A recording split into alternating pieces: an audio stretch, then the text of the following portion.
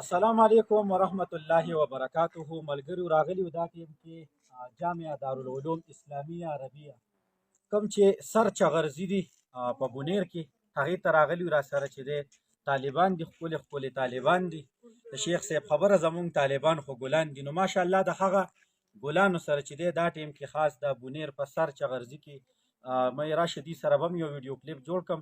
را سره چې دی مولانا زیدالله صاحب دی او نن مونږ د دې میلمانه هم یو او را سره چې دی شکیل حبیب چې کوم زمونږ د سوشل میډیا ملګری دی هغه هم را سره راغلی دی. دا ټول چې دی لکه طالبان دي د دې ځینو دي. تاسو ملګرو دې ځای یې او بلال پیژنې بلال څنګه مې پیژنې؟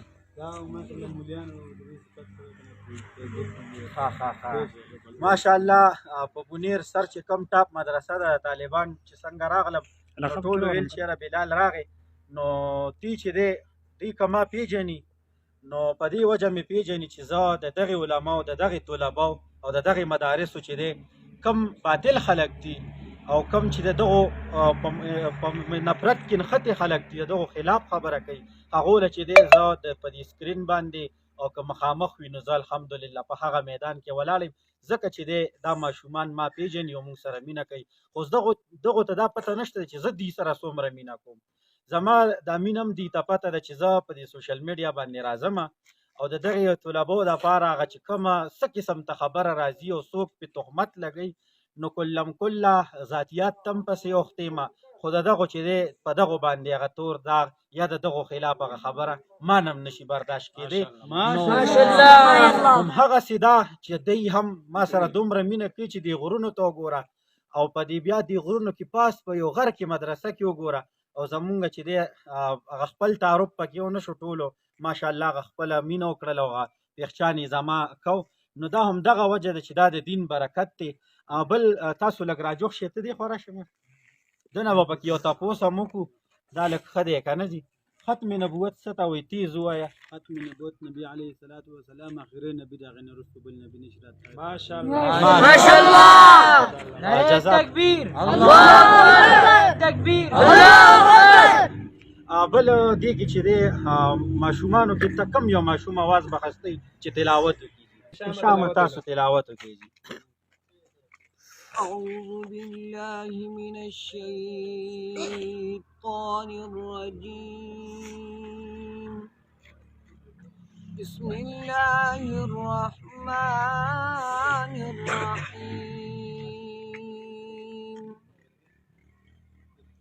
والضحى والليل إذا سجى ما ودعك ربك وما قلى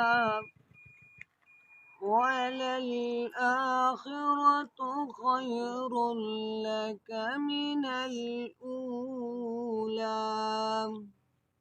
ولسوف يعطيك ربك فترضى ألم يجدك يتيما فآوى ووجدك ضالا